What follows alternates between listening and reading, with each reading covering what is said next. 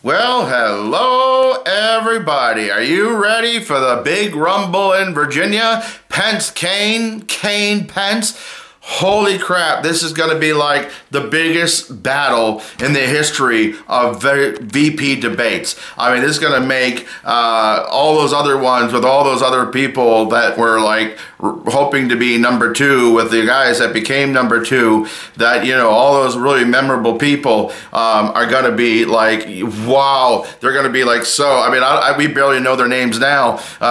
This is going to be really exciting. And we got Tim Kaine and Mike Pence are going to be like battling it, duking it out. Says, no, your person is like the more deplorable. Yo, you're more deplorable. No, you are. I'm not touching you. I'm not touching you. I mean, actually, that's more like what happened last Monday. I really expect a very interesting, this debate of ideas that I've been begging for, that I've been begging for 18 months, that we don't get in Congress, that we don't get from Hillary and Donald, mostly Donald's fault. But Pence, Kane, love them, hate them, like their ideas, hate their ideas, yada, yada. I expect them to bring their more party platform, and we can actually have a real debate over where this country wants to go. And we can have a real discussion afterwards. Where does this country as a whole really want to go? Now, the problem is, of course, 40% want the country to go forward, 40% want the country to go backwards, and then we have another 20% in the middle that are just like, where are we living right now? Because I don't know where we're living, and I'm so misinformed, and yet I'm really angry that I don't have a choice, but I have no clue what those choices are, so I'm voting for, no, I can't vote for that guy because he is just being a bonehead. Weld is great, but the other guy, Gary Johnson, no, I can't vote for him. Jill Stein.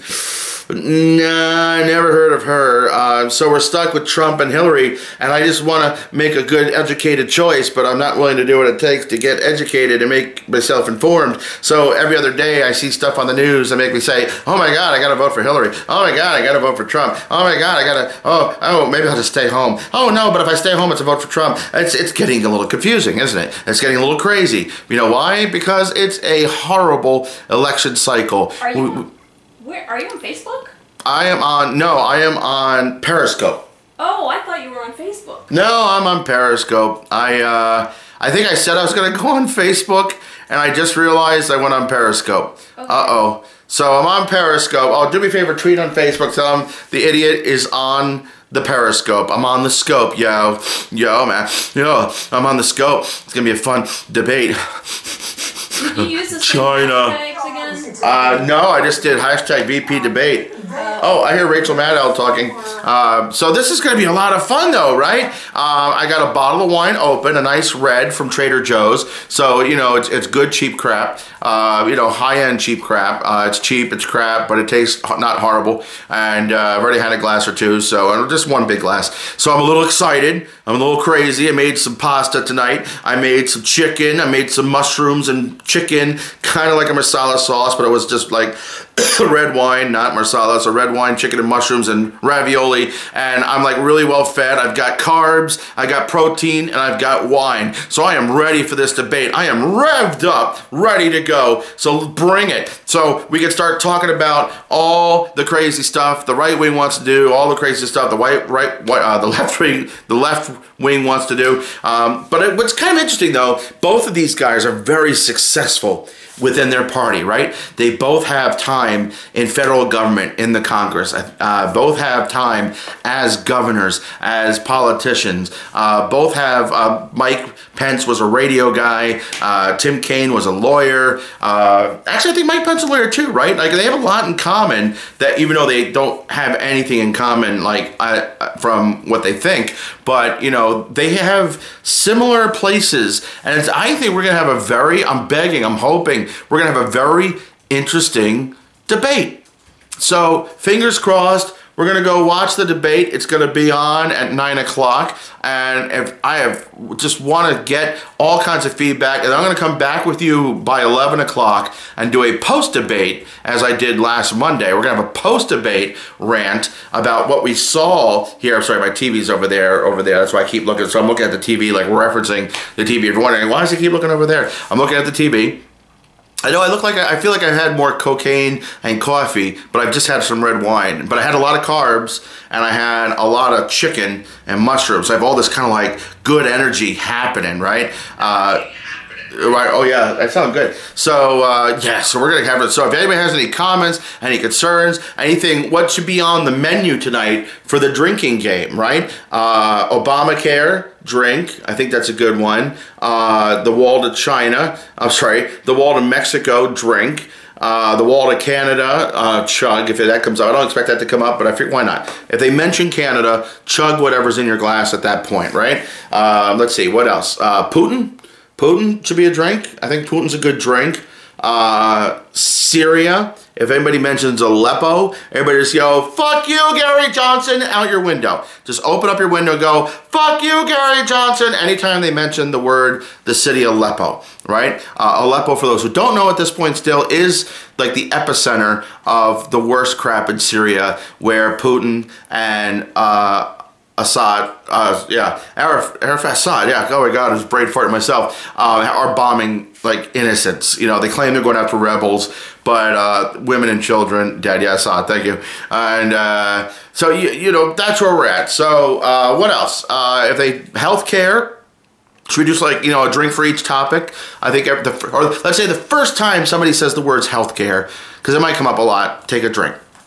And then you got to tweet, drink, healthcare, drink, hashtag VP debates, follow along with me. And what else we do? Your person's corruptible, or your person's deplorable. I think it's basically every time somebody is asked. Well, what I hope this isn't like a typical CNN forum, right? Where Pence and Kane just become a couple of pundits, where every time Kane is asked about Hillary Clinton, he says, well, Trump did this. And then the same thing from Pence. Well, Hillary, she needs to give us those emails. Well, he needs to give us his tax returns. Well, she might be sleeping with like people to get revenge on Bill. Well, he has slept with pretty much every Miss Universe, we just assume, and called them fat. I hope we don't get the same old, same old.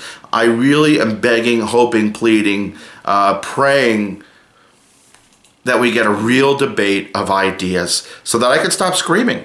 So I can actually say, oh, okay, I can say I agree with that, and that, and that, and that, and that, and now I'm going to vote based on they're equally deplorable human beings for different reasons, but this person or that person has a little bit more, right hand, left hand, you know, the things I can agree with versus I can disagree with. This person, you know, because I kind of have a good idea what Hillary wants to do, right? She has position papers on everything. I haven't read them all, but I've studied a few, or, you know, I studied the talking points, yada, yada. I get the gist of what Hillary wants to do. We really don't know what Trump wants to do, right? Because he says he's going to do a bunch of stuff, but he hasn't said what he's really going to do. He says, oh, we're going to fix everything. Well, how do you plan to do that? Like, you're like Ross Perot, right? Donald Trump's Ross Perot. He's identified all the problems, but he hasn't said squat one how to fix it. He hasn't said how to fix it, right? He hasn't said, well, you know, we need to do X, Y, Z so that we can fix the problem. Because if we don't do X, Y, Z, A, B, C is going to happen, right? Because he doesn't have position papers. He doesn't have positions because he doesn't have enough point of reference. You know, I tell you, I've been finding myself wanting, like really desperately seeking a reason to vote for Donald Trump, because I really am not the biggest Hillary Clinton fan. She's got my vote right now, but I watch Donald Trump, you know, and on that part, one of the things that pushes me away from Hillary Clinton all the time, the campaign, the way they went after the PTSD thing today, of all the crap that Donald Trump has said and done, there was way too much time spent on this PTS thing said. I think, you know, that is one of the few times that you really have taken something out of context and blown it way out of proportion, right? Way out of proportion. I listened to the things that some of the left-wing media listened to. It's like, oh my God. And then I listened to it 3, 4, 5 times. I'm like, I just don't see it or hear it. I mean, I almost get where you're coming from, but you're coming from a place of hatred of Donald Trump. You're sounding like a Donald Trump supporter that would pick apart something that Hillary said because of hatred for her, and like, you know, you're overlaying your thoughts and beliefs so heavily onto what you're hearing that I don't think you're actually hearing what he said. And at worst, maybe it was a poor choice of words. But this isn't like Obama saying Miss Piggy, or, you know, slut shaming, or calling Mexicans or whatever, all these different words, you know, and defending his deplorables by saying it's okay for the Second Amendment people to go, you know, solve his problems with Hillary and whatnot, right? All the things that we have heard him say, and maybe even the Second Amendment stuff is us critics of Donald Trump and the left-wing media especially going too far, because he says so many things. We're just assuming everything that comes out of his mouth is going to be crazy. No, he actually, anytime he sits down and actually has a real conversation, he's capable of sounding empathetic. He still sounds pathetic, like he doesn't understand the issues, so he's empty with his rhetoric, even when he's calm, but his empty rhetoric is bombastic when he's not calm, like when he's screaming from the pulpit. He says a lot of stupid, nasty crap, but when he's calm, he's just being empty. I don't think he said anything there that was really offensive. I don't think anybody that's really a veterans association is out there saying, oh my God, he's attacking PTSD victims. I think I'm saying that right.